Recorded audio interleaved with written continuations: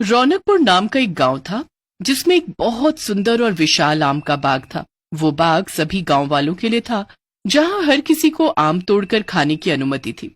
लेकिन अब हाल ही में कुछ दिनों से वो आम का बाग किसी सुंदर बाग की तरह नहीं रहा था, क्योंकि वहां पर एक भूत रहता था। एक दिन जब कुछ बच्चे वहां पर आम खाने आते हैं तभी नकुल और रिंकी, चलो इस बाग से आम तोड़कर आम खाते हैं। सुना है यहाँ के आम बहुत ही स्वादिष्ट और रसीले होते हैं। हाँ चिंटू और रिंकी, मेरे बाबूजी कहते हैं कि जब वो छोटे थे तभी वो इस गांव में आकर आम तोड़कर खाया करते थे। ये बाग हम सभी गांव वालों का बाग है, इसीलिए यहाँ पर सभी आकर मुफ्त में मजे से आम खा सकते हैं। चलो फिर नेकी और पूछ पूछ जल्दी जल्दी टूट पड़ते हैं इस बाग के ताजे और मजेदार आमों पर। सभी बच्चे उस बाग के आमों को तोड़ने लगते हैं और उन्हें खुशी से आनंद उठाते हुए खाने लगते हैं। लेकिन तभी अचानक से उस बाग का दरवाजा अपने आप बंद हो जाता है। अरे बाप रे, ये क्या? ये मुख्य दरवाजा तो बंद हो गया। अरे, हम इस बाग से बाहर कैसे जाएंगे? मुझे तो बहुत डर लग रहा है। सूर्यास्त भी हो चुका है, अभी थोड़ी देर में अंधेरा भी हो जाएगा। दोस्तों, इस बाग की ये दीवारें भी कितनी ऊंची हैं। हम तीनों चाहकर भी इन दीवारों को पार करके यहाँ से बाहर नहीं निकल पाएंगे।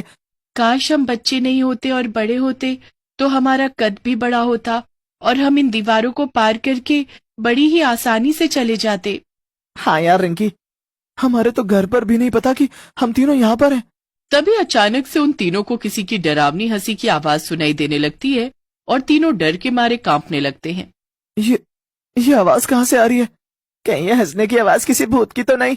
चुप कर चिंटू, कुछ भी मत बोल, मुझे भूतों से बहुत डर लगता है। और लगना भी चाहिए। वहां पर प्रकट हुए उस भयंकर रूप वाले भूत को देखकर तीनों बच्चों का दिल मानो उनके शरीर से बाहर ही निकल आता है। नहीं, बचाओ, भूत भूत! तीनों बच्चे इधर से उधर भागने लगते हैं। बचकर कहाँ जाओगे बच्चों, क्योंकि इस बाग के दरवाजे तो बंद हो चुके हैं। मैं तुम्हें अब कहीं नहीं जाने दूंगा। हमें जाने दो बाहर, हमने तुम्हारा क्या बिगाड़ा है? माफ कर दो हमें, माफ कर दो हम तीनों को। नहीं, तुम तीनों को कोई माफी नहीं मिलेगी, क्योंकि एक बार जो कोई भी इस बाग में आता है वो अपनी जान से हाथ धो बैठता है। इस बाग में जितने भी आम के पेड़ हैं उन सब पर लटके हुए आम कोई फल नहीं बल्कि इंसान है, जिन्होंने तुम तीनों की तरह इस बाग में, मेरे बाग में आने की जुर्रत की, और उन्हें मैंने उनकी उस जुर्रत के कारण सजा के तौर पर आम के फल में बदल दिया। क्या? इसका मतलब अब आप हमें भी आम के फल में बदल दोगे? सही समझा बच्चे, तो तैयार हो जाओ आम के फल में बदलने के लिए, जिसके बाद तुम तीनों फिर कभी इंसान नहीं बन पाओगे। नहीं नहीं। वो भूत उन तीनों बच्चों को अपनी काली शैतानी शक्तियों से आम के फल में तब्दील कर देता है और चिंटू, रिंकी और नकुल तीनों आम बनकर पेड़ पर लटके रह जाते हैं। बचाओ, हमें फिर से इंसान बना दो, हमें फिर से इंसान बना दो। हमसे बहुत बड़ी भूल हो गई जो हम इस बाग में आए। तुम तीनों अब आम बनकर चाहे जितना गला फाड़ कर चिल्लाना है चिल्ला लो, लेकिन कोई भी तुम्हारी आवाज नहीं सुन पाएगा सिवाय मेरे। अब तुम तीनों को कोई नहीं बचाने वाला। ऐसे ही जो कोई भी उस आम के बाग में आम तोड़ने जाता है, वो बाग के अंदर रहने वाला भूत उस व्यक्ति को आम के फल में बदल देता है और इसलिए धीरे धीरे गांव से कई सारे अचानक से गायब होने लगते हैं। गांव वालों को लगता है कि उन्हें कोई अगवा करके ले गया होगा, लेकिन असल में तो वो सब बाग में आकर अपनी जान गंवा देते हैं। न जाने हमारे बच्चे कहाँ चले गए। 4 दिन से लापता है। न चिंटू का पता है, न रिंकी का और न नकुल का। मेरी बीवी भी लापता है। न जाने कहाँ गायब हो रहे हैं सारे के सारे गांव वाले। पुलिस भी ढूंढ नहीं पा रही है किसी को भी। मुझे तो बहुत डर लग रहा है। लगे भी क्यों ना, अब तो घर से बाहर निकलने में भी डर लग रहा है। ऐसे अचानक से कोई भी गायब हो रहा है, ये कोई छोटी बात नहीं है, ये अपने आप में ही एक गंभीर सी बात है। सभी गांव वाले काफी परेशान हो जाते हैं। वहीं पुलिस और मुखिया जी भी कुछ नहीं कर पा रहे थे। करते भी कैसे, क्योंकि सारे गायब हुए लोग तो अब इंसान से आम बन चुके थे। उसी गांव में एक आम वाला रहता है जिसका नाम मंगू होता है। मंगू जिस बाग से आम तोड़ा करता था, अब उस बाग का मालिक इतने सालों बाद फिर से आ चुका था, जिस कारण अब मंगू के लिए एक तरह से मुसीबत खड़ी हो जाती है। ओफो, अब मैं क्या करूं? इस बाग का मालिक तो अब फिर से लौट आया है विदेश से। मुझे तो लगा था कि आराम से आएगा और 5-6 सालों बाद। खैर, मैं हार नहीं मारूंगा। आम का सीजन चल रहा है, अभी ही आम की बिक्री होगी। मुझे कोई और बाग ढूंढना होगा जहां से मैं आम तोड़ सकूं और बेच सकूं। लेकिन कहाँ? तभी मंगू बाग की तलाश करते करते उस बाग तक पहुंच जाता है जिसमें वो भूत रहता है। अरे ये बाग, इस बाग को मैं कैसे भूल सकता हूँ। ये बाग तो पूरे गांव का बाग है। यहाँ पर मैं बचपन में अपने दोस्तों के साथ आकर आम तोड़ा करता था। मैं तो अब इसी बाग से आम तोड़कर बेचूंगा। चलो अच्छा हुआ मुझे ये बाग मिल गया। अब ना किसी मालिक का डर, ना पकड़े जाने का डर।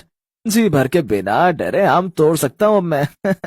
मंगू उस बाग की तरफ जाने ही वाला होता है कि तभी अचानक से उस बाग के बाहर से अंदर रह रहा भूत दिखाई देता है, जो एक आदमी के सामने प्रकट होता है। नहीं नहीं, ये नहीं हो सकता। बचाओ भूत। तो अब बचकर नहीं भाग सकता है। इस बाग में आने की गलती की है तूने। जो कोई भी इस आम के बाग में आएगा उसे अपनी जान गंवानी होगी। अब तेरा भी वही हाल करूंगा जो मैंने बाकी लोगों का किया है। अब मैं तुझे भी एक इंसान से आम बना दूंगा। क्या क्या इसका मतलब इस आम के बाग में भूत रहता है और वो इंसानों को आम बना देता है? मंगू अपनी आंखों से देखता है कि कैसे वो भूत उस आदमी को अपनी बुरी शक्तियों से आम बना देता है और वो आदमी वाकई में पेड़ पर टंग जाता है। आम आदमी के बारे में सुना था मैंने, लेकिन यहाँ तो सच में इंसान आम बन रहा है। ये सब क्या हो रहा है? मुझे तो सच में कुछ समझ नहीं आ रहा। लेकिन पहले तो ये आम का बाग कितना खुशहाल और सुंदर था, लेकिन ये भूत कैसे रहने आया यहाँ पर? अचानक से ये सब कैसे हुआ? जो भी हो, इससे पहले कि और इंसान इस बाग में जाकर अपनी जान गंवाए, मुझे गांव में जाकर सबको जाकर इस आम के बाग के भूत के बारे में बताना ही होगा। मंगू फौरन जाकर गांव वालों को उस भूत के बारे में बताता है, लेकिन कोई भी उसकी बातों पर यकीन नहीं कर पाता। नहीं नहीं, ये नहीं हो सकता। अरे वो आम का बाग सालों पुराना है। अगर वहां पर कोई भूत रह रहा होता तो वो हमें भी तो दिखता। यूं अचानक से इतने सालों बाद कहाँ से कोई भूत आया होगा वहां पर? हाँ सही कह रहा है ये। देखो मंगू, तुम हम सबको यूं इस तरह झूठी खबर देकर बेवकूफ मत बनाओ, वरना इसका अंजाम सच में बहुत बुरा होगा।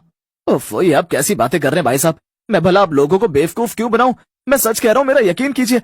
मैंने स्वयं अपनी आंखों से देखा है कैसे उस भूत ने अपनी काली शक्तियों से उस आदमी को एक आम बना दिया। हे भगवान, अगर तुम सच में ये झूठ नहीं कह रहे हो, इसका मतलब तो यही हुआ कि हमारे परिवार वाले भी उस आम के बाग में जाकर आम बन चुके हैं।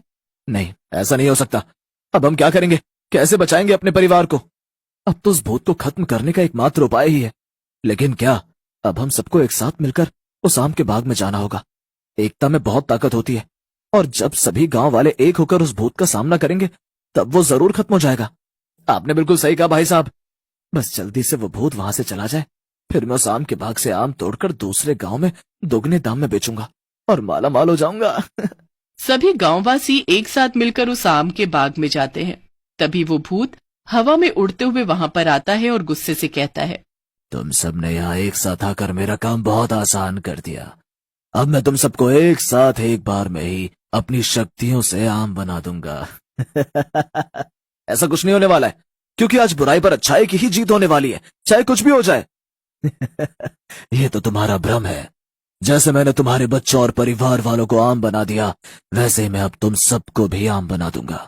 बहुत सालों पहले मेरी एक एक्सीडेंट में मौत हो गई थी, लेकिन मुझे आम खाना बहुत पसंद था, इसीलिए मेरी जान आम में ही अटकी रही और मैं मरने के बाद अब यहीं रहने लगा। और जो कोई भी यहाँ पर आम तोड़ने आता, मैं उसे अपनी भूतिया शक्तियों से एक आम में परिवर्तित कर देता, और ये सिलसिला आज तक जारी है। क्या? अब जब मैं तुम सबको एक साथ आम बना दूंगा तो इस गांव में ज्यादा लोग नहीं बचेंगे और कोई इस बाग में आकर आम नहीं खाएगा, क्योंकि ये सारे के सारे आम सिर्फ मेरे हैं। ये बाग मेरा है। ये तुम्हारी गलतफहमी है, क्योंकि पिछले 100 साल से ये बाग पूरे गांव का ही है। यहाँ जिसकी मर्जी वो आकर आम तोड़कर खा सकता है। जैसे ही भूत अपनी शक्तियों से उन सबको आम बनाने जा रहा होता है, वैसे ही वो सब एक दूसरे का हाथ पकड़कर उस भूत को चारों तरफ से घेर लेते हैं और भगवान का नाम जपने लगते हैं। नहीं नहीं, मैं तुम सबको नहीं छोड़ूंगा। लौटूंगा, जरूर लौटूंगा मैं। ये आम का बाग मेरा है, सिर्फ मेरा। जिसे सुनकर उस भूत के कान से खून निकलने लगता है और वो अब मिट्टी में बदलने लगता है। उस भूत के अंत के बाद सभी आम बने हुए इंसान अब फिर से इंसान बन जाते हैं और वो बाग अब फिर से खुशहाल हो जाता है और गांव में उस बाग के भूत का खौफ भी मिट जाता है।